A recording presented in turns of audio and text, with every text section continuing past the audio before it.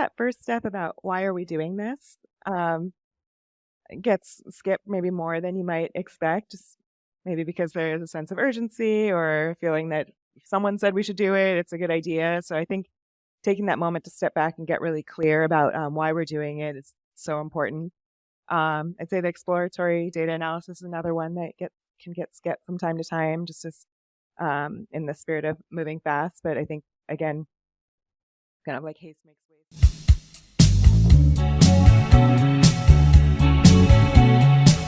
Welcome to the Data Bites podcast, Lisa. I am so happy that we have this time to chat because you have a very rich background in data science and in engineering. Lots of amazing companies you've worked with, from Google to Twitter to Microsoft, and have a lot of experience even working in universities as well. So thank you for taking the time to share your knowledge with us today. Thank you, Sadie. Yeah, it's great to connect with you. Excited to be here today. So given your rich experience, everyone seems to have a little bit of a winding path into this field. You have a master's and a bachelor's in applied mathematics. Was this an obvious transition into data science? I mean, on paper, and I'm using air quotes for those who aren't watching the video, on paper, math to data science seems like very logical. But was your journey very linear, or how did you go from your education into the roles that you are at play today?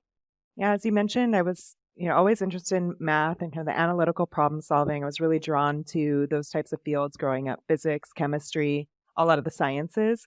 And in college, I did applied math and did that for my master's as well, and was really interested in taking math and using that to model real world problems. At that point, it was modeling semiconductor growth.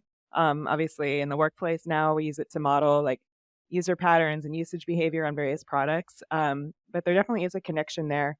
In between, I did actually start, my first job was in product management. I joined Microsoft as a product manager for C Sharp and Visual Basic on Visual Studio, working on the IDE experience. And I was just really motivated by the idea that I was going to work on this user interface that millions of users were going to use to build applications and the impact that those apps were going to have on the world. But I was also really curious about how large corporations work and how they make decisions. And so I think all of those things kind of tie into the job that I have today. When I first joined Microsoft, data science didn't exist as a function, so that actually wasn't an option. But as it was developing, I think I did kind of gravitate back into that space. I was really enjoying the product lifecycle and the customer feedback, but increasingly I was interested in both in addition to the qualitative, the quantitative, and being able to analyze the usage patterns so we could see, what features were helping customers be successful. And so as I saw this function emerging, I think that math background, like I did kind of gravitate into it, that it was definitely really interesting to work on. And it kind of gave a way then in a new light to see how corporations make decisions and really to influence those with data, which is really the role, that I have today. You mentioned that data science wasn't first a role at Microsoft when you joined. So when it started to emerge, even in the industry or even before Microsoft had it, was this like an aha moment of like, oh, that's me? I think because it's so funny, like we work in fields sometimes before they're even created and labeled as a thing. I just read a recent research paper that came out in July at a university in Japan, did research on listening to music, taking those brainwaves and then outputting music from the brainwaves. And for me, when I read the paper, it's like, oh, this is an aha moment. I've studied music, neuroscience, and data science. It's like all my things finally combined in one. So did you have like that aha moment for you of like, oh man, I was prepared for data science before it even became a thing? I think what you mentioned definitely rings true. I did find a certain connection to it. But yeah, it was a bit of a journey. We were calling it Experience and Insights at first, was the name of the title at Microsoft. And I think that step that I took through product management still kind of influenced the way that I would approach data science. Like even some of the things that I learned in how to, create a min viable product or do the kind of the lean product development. That kind of influenced how I think about managing a data science project as well, because it's, some of the aspects regarding how you kind of get to know what your customers want and what their real needs are, and then developing a solution, partnering with them along the way so that you can really understand how what you're building is meeting those needs, and you better understand the problem as you go through the process as well. So yeah, definitely kind of gravitated to it. But I think also the steps along the journey, like some people say, careers are written in retrospect. I think in the end, you can kind of see how all those experiences you had kind of lent them to what you do today. Oh, I love that. I'm definitely going to use that now when careers are written in retrospect. So, speaking of managing data science projects, you have a lot of experience, seeing data science projects before they even became quote unquote data science projects. What does let's start with the ideal, right? Because I'm sure you're seeing a lot of ways that data science projects can go wrong, but let's start with the ideal. Like, what's the ideal data science project life cycle? Yeah, I mean, I think it often starts from the overall business goals that you're trying to accomplish for the product, and those are typically OKRs that you put together as a cross-functional leadership team. And then you work back from that. And I think projects typically get inspired. Either they're things that, stakeholders might raise and request, or they're things that the data science team themselves have identified as an opportunity, as a way that we could develop a data science solution that gets us to that outcome that we've defined. Or we notice a pattern of the types of questions or themes that we're trying to address and have a more systemic solution to bring together. So, first, it's that ideation stage. But I think that first step in terms of really understanding what are we trying to accomplish and how will this data science approach help drive a certain decision or action or yield that business impact is the first one. And then the second one I would say is doing some exploratory data analysis, so getting to know the data before you start building your solution.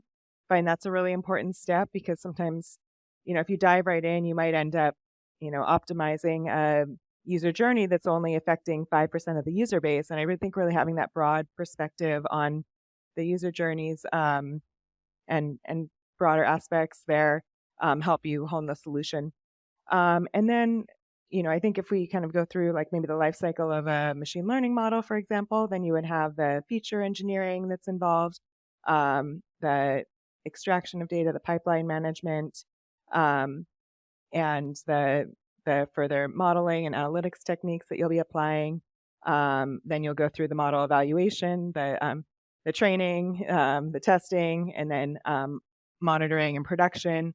And then I think continuing to kind of manage that portfolio over the time, looking, looking for things like model drift, as well as like potential deprecations in the future. I think that was something that we ran into at Microsoft as well, just given the extent of models that we ended up developing. Like at some point in time, actually, a sizable amount of your backlog becomes just maintaining models that you already built. And so it's really important, I think, just like features that you put out there, like to step back a time and say, from time to time and say, is there like a deprecation life cycle at some point as well, or a consolidation or evolution of what you built? So there were a lot of points along that journey. At each of those points, are there kind of a decision tree of a go, no go, right? I like that you mentioned the first initial just exploratory data analysis, which is an obvious kind of step of like, is this worth doing, right? But would you say at every point along that journey is a chance to kind of reevaluate and say, is this worth moving forward within the rest of the process?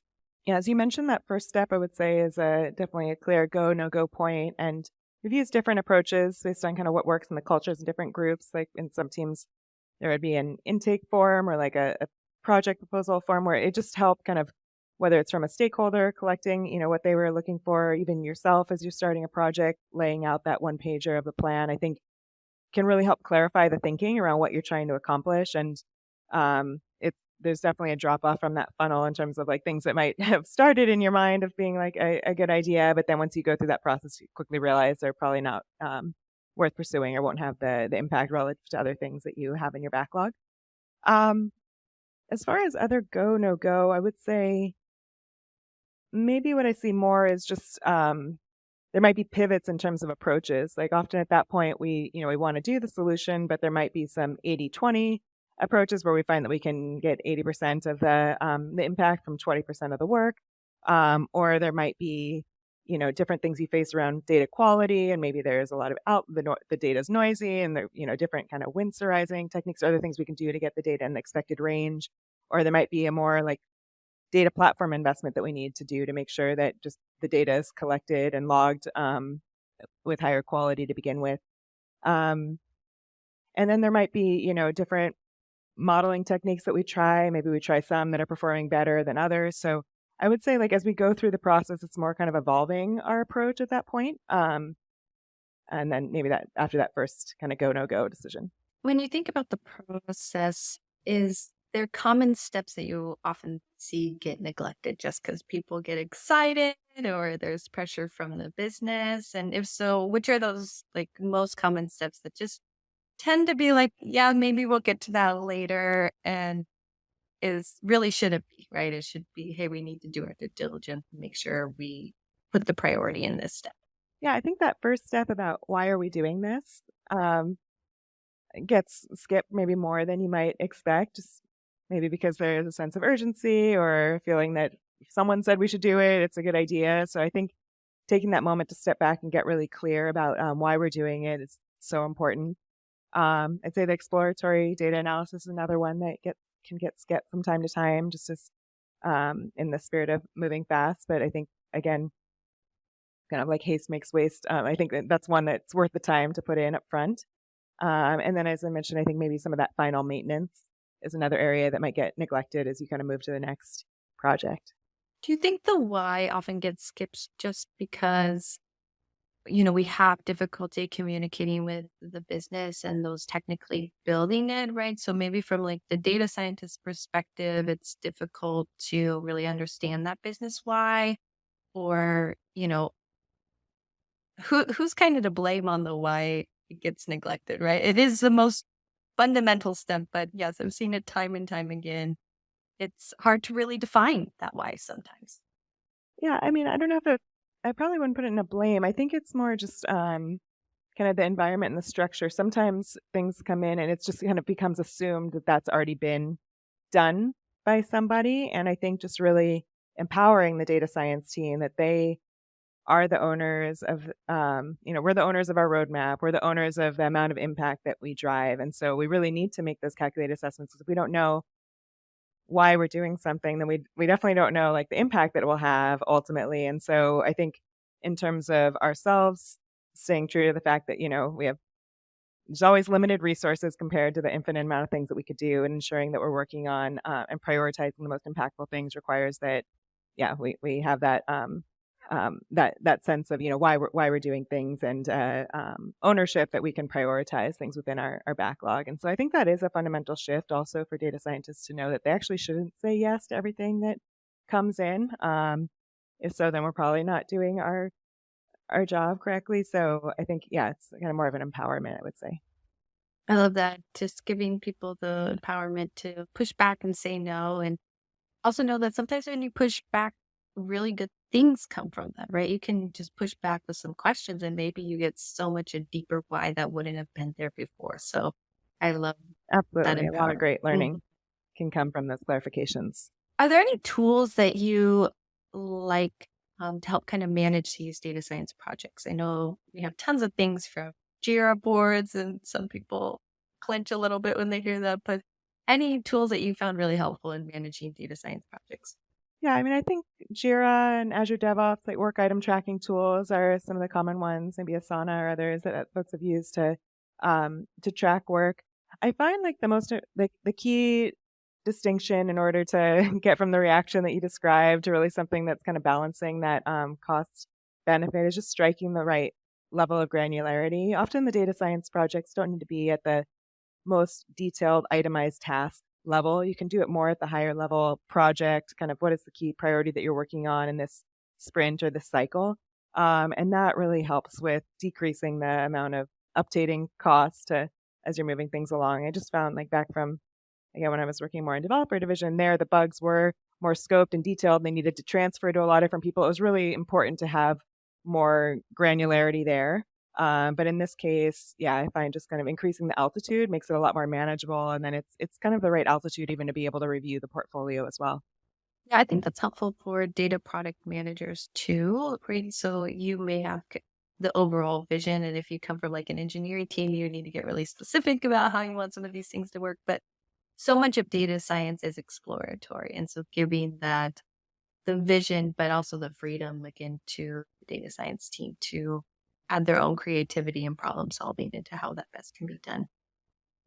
In addition to managing data science team, you wrote a really great piece on onboarding a data science team. And I love this piece because I hadn't read any articles in regards to this, and I read a lot of articles just in regards to employee onboarding in general and how it's so key that, first 3 months of a new hire, and it really predicts a lot in terms of how long someone will stay and last.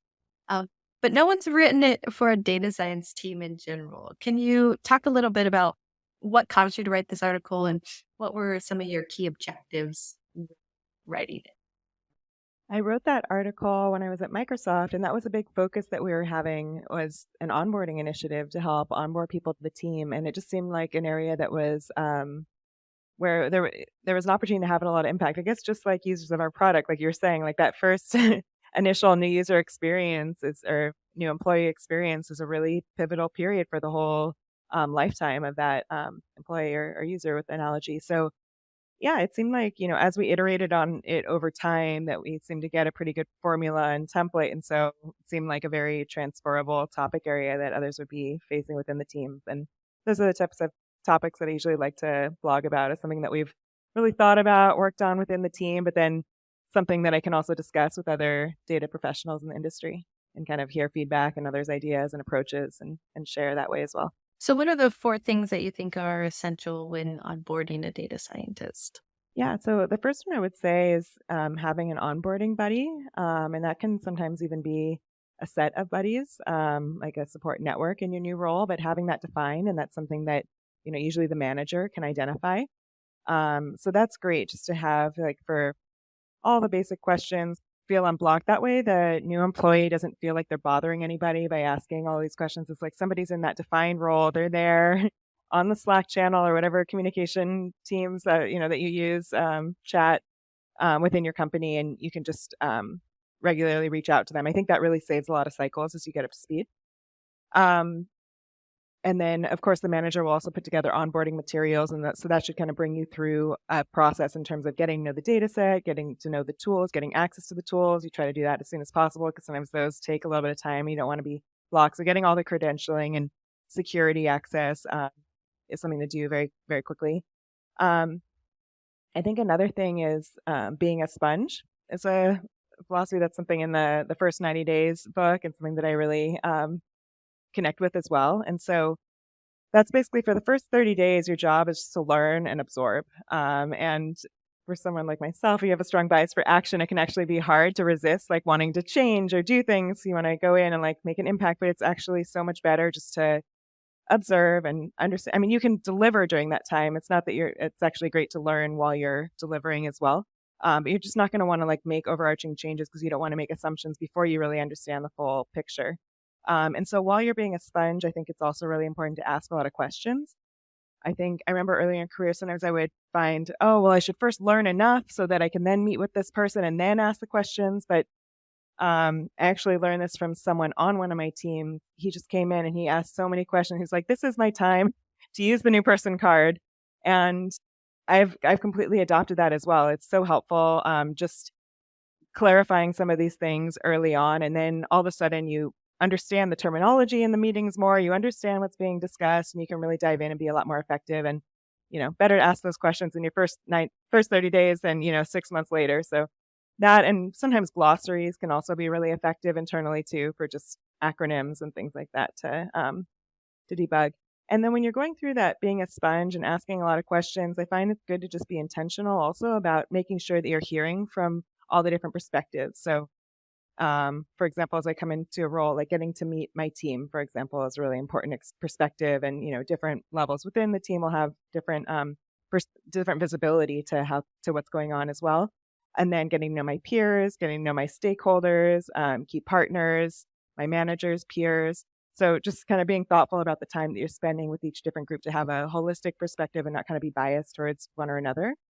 A lot of times you'll find that you'll naturally see questions around like, why are things done this way? And those are really interesting to be curious about because I think sometimes they're done for a good reason and you're just going to learn about it a little bit later as things fill in or you're going to get more context. And other times they actually are really good questions to be revisited. And so I think those are good to hold on to while you still have it fresh. And then lastly, a couple other things I'll mention is like for onboarding as a data scientist, getting to know the data and the product. So I feel like data scientists should always know the product in terms of the numbers. So how many users do you have? How many events per day? Getting to know kind of the landscape in terms of where that adoption is, getting to know the past research that's been done and analyses. So usually there's like a research library you can go and research or watch presentations or things that have been done, getting the tools. And that will help you also become a subject matter expert in the area. And then lastly, I'd say like setting a 30, 60, 90-day goals with your manager and having clear expectations is really important. I found that to be really helpful. I'll write it down and I'll have, maybe 80, 90%, but maybe my manager will add one more thing. And it's really good that I asked the question because otherwise I would have never known that that's what they had in mind for me to be successful at that point. So I think that's a really helpful expectation alignment discussion. Great suggestions. I can't just double down on the new card or the new employee card as much. It's like you get this one shot, right? And it expires. So use it as much as you can. That's the time to ask as many questions as possible. You recently have changed jobs, and so you're probably went through onboarding. But as a director in a senior leadership position, how does this onboarding process change? I'm sure there's still a lot of listening and learning. Any advice for kind of senior leadership and through that onboarding process? Yeah, I mean, I would say like I would continue like many of those themes that I just mentioned there, but maybe as like an individual contributor, then you're going to focus more on, your work, your domain, your team, and your partners. But then as an org leader coming in, you're going to want to kind of get to know various aspects of the org, and there are different approaches you can use for that. And it kind of depends on the culture within the team as well. But some groups might have more of a culture around like sharing ramp up presentations with the team, which is a nice way to both onboard on the material, but then get to know folks as they're being able to kind of share directly about their work with you. It's also valuable to do things like pizza team meetings. So going to a team meeting that's anyway the size of a group that could eat a pizza and getting to know folks in smaller groups. I like to set up office hours or a way that I can get to know folks one on one. So there's just like a certain times a week when folks can sign up to connect. And then I also like to share like in my first, monthly all hands, about myself, my personal and professional background, my philosophies and approach around data science. So folks kind of understand my vision and perspective for the space, sharing a vision doc for, our space and our role going forward. So I think in all of those activities is I onboard, then I also get to engage with the team and get feedback on those areas as well. And then maybe finally, like a leader assimilation can be really effective as well. Like a few months in, kind of reflecting back on the team on kind of what do they know about you? What do they wish they knew more about? What is their initial feedback or response? I think that can really be helpful for any blind spots or kind of what you're learning about the culture and team dynamic. And there's typically things like, broader pulse and pulse surveys. So if one of those has occurred recently, you could look at that to get to know some of what's top of mind within the team. Of course, the next one you could catch up on that too. Yeah, can you tell me a little bit more about leader simulation? I've never heard of this concept. It was just, I love that kind of looking in the rearview mirror too, right? Similar to how we seem to tie it all together if we look at our career in hindsight. It all seems to then make sense. How do you do this as a leader coming in as well? Yeah. So typically, like you can have somebody help conduct it with you who's a third party, for example, a people partner, someone from HR. And so they'll gather feedback, like a certain set of questions that they'll be asking folks within your team. Where like the first question might be, what do we know about Lisa? And then you kind of hear like, okay, from all the things that I've shared about personal professional background, my philosophy of data science, other anecdotes along the way, what have what have I shared that, folks have learned or picked up? And then, the other things I mentioned, what do we want to know more? So what are questions that folks have? What are things that they're excited about for the next chapter going forward? What are some concerns or worries that they might have? What are some maybe like start, stop, continue, things that you like that I started, things that you didn't like, things that, proposals, things we should do differently. And so it's just a really helpful way to kind of collect all those inputs and you can the the person moderating can help collect that anonymously, but then you can have a meeting where you come together as a group to basically like look at a slide where you see all the responses, then you discuss it together, and then the leader can address, oh, okay, there was this area that you wanted to learn more about. Let me share more about it here, and you can address all the different topics that come up.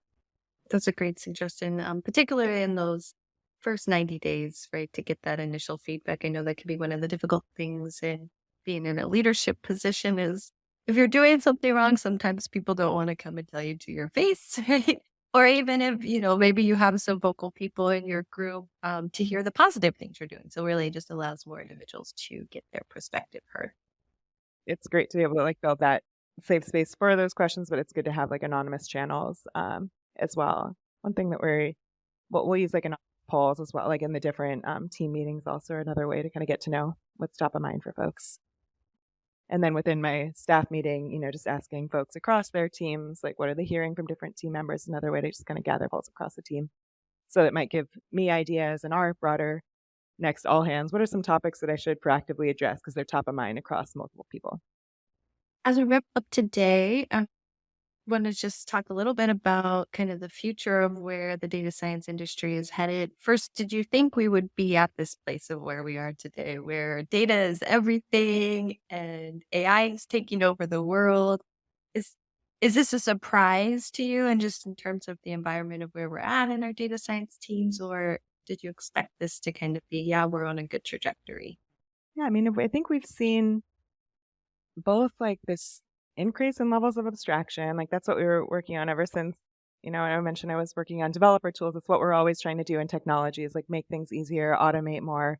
Um, and then in terms of large language models and machine learning, like that, the power of there has just continued to increase as well and become easier as like new tooling and things become available. With large language models, obviously we had the earlier versions. Visual Studio, for example, has or still has like IntelliCode is built on GPT-2 or a variation of that.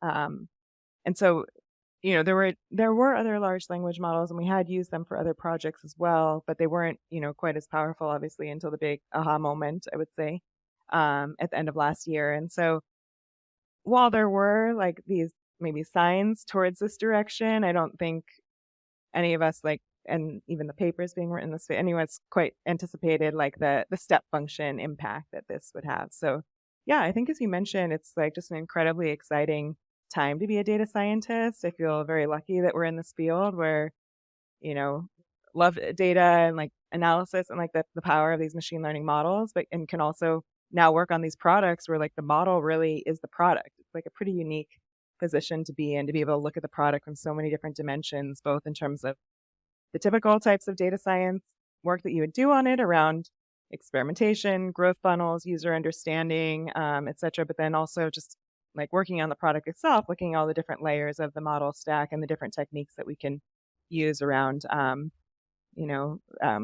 tuning or like looking at reinforcement learning, human feedback, and all the different approaches that we can use, like quantization, distillation, ways to make the model more efficient. And so there's just all these really technical challenges that I think are like fascinating for the DS team to engage on as well. So, what excites you the most about the future of this field and maybe where we're heading next? Yeah, I would say, I mean, a number of things that I started mentioning there, but I think just the power of this technology and like the way that it just really feels like we're in an early stage of a new era. And we're going to look back on this time and feel like that was the early days. And so I think the human interaction pattern is still evolving. Like we're still getting to find all these amazing use cases that we can use this for, but that's still a lot of the learning is like sharing prompts or like, did you know you could use it for this? And like integrating that more into our daily life cycle. So I think yeah, both the power of what this could come, the fact that it's early, and then, as I mentioned, just all the both impactful but interesting, like technical challenges that we have to engage on to bring this to life as well. And last question today, any advice for women in data, women in data science, women in machine learning? Uh, as a leader in the field, what's kind of one piece of advice you wish you could tell your younger self? As I think about like women in technology, maybe in general, I think it's just getting to be your subject matter expert in your area, show up and demonstrate that and insert yourself in places. Don't wait for an invitation. Just step up and show ways that you can get involved, make an impact, and engage. I think that creates some really good momentum and a great cycle. Well, thank you, Lisa, so much for coming on the show.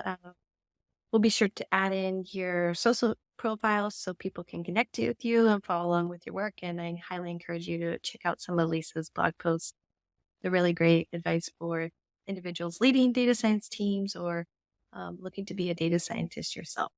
So thanks again for coming on the show and can't wait to hopefully connect with you again here soon. And thanks so much to our listeners. Remember to stay curious and keep learning, and we'll catch you next time on the Data Bites podcast. Bye, everybody. Thanks so much for tuning in to another episode of the Data Bites podcast. If you're looking for more resources to further your data career or find your tribe, we encourage you to become a member at womenindata.org. See you on the other side.